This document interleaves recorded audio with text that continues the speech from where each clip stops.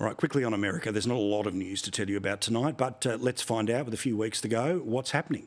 Well, according to the bookies, they say Kamala Harris gets stronger by the day. They say 52 to 47% chance of her winning the presidency the first Tuesday in November.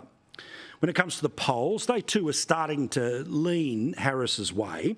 A national poll put out by the lefty organisation CBS, they, by the way, are the lefty organisation hosting the vice presidential debate, which is taking place next week. They say that it's a 4-point lead for Kamala Harris nationally. This is interesting because if it's a 2-point or less, basically, without boring you with how the statistics work inside of it, that basically is a win for Donald Trump in the Electoral College. But the margin only falls to 2 points in the so-called battleground, otherwise known as swing states. You should know that this poll was 3% wrong at the last election. And in fact, it is always the losing side of an argument to be saying this, but I am going to point out to you, the polls were wrong in 2016 and the polls were wrong in 2020. Now, in 2016, they didn't see Trump coming. In 2020, they overstated what they thought was going to be the result for Biden.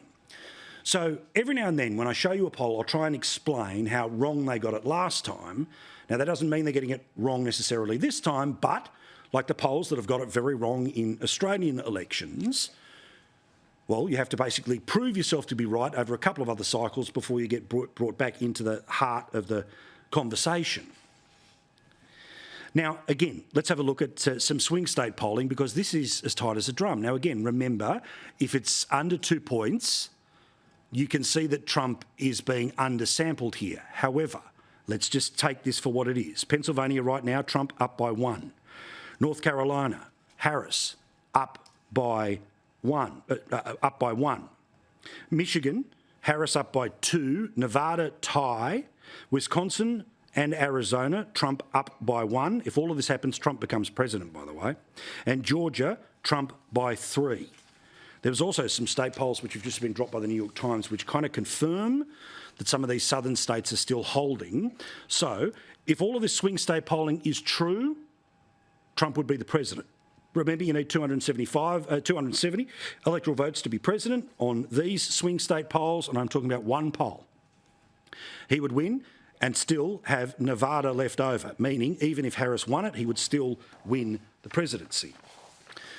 Meantime, Kamala Harris, who apparently is leading according to those national polls, who is apparently doing better in the battleground states, but when they don't list the battleground states, maybe she's not winning in them. But again, we'll all find out together in November. Well, she wants another debate, even if it's with Mike Pence. I'm trying to get another debate. We'll see. Sorry, she was beside a plane earlier today where she said she wants to talk to the former vice president. For his part, Donald Trump quite correctly says no.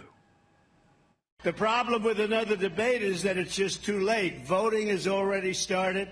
She's had her chance to do it with Fox. You know, Fox invited us on, and I waited, and they turned it down. But now she wants to do a debate right before the election with CNN because she's losing badly. Now, he shouldn't do another debate because with the exception of the Biden debate, according to the Snap poll, he's lost every debate he's ever been in. He's been in 7 of them. So he's won 1, but he's lost 6. Why do it again? Why create another moment about dogs and cats and side eyes and microphones and all of that garbage? Just run hard on your message in the swing states and we'll all find out what happens together. But again, I'll tell you when it's good news, I'll tell you when it's bad news, I'll tell you when it's line ball news, but I wouldn't be betting the house in any direction right now. Again, I can show you stats that'll show you he's up by plenty and she's up by plenty, but I want to again show you the overall picture about what is playing out before our very eyes.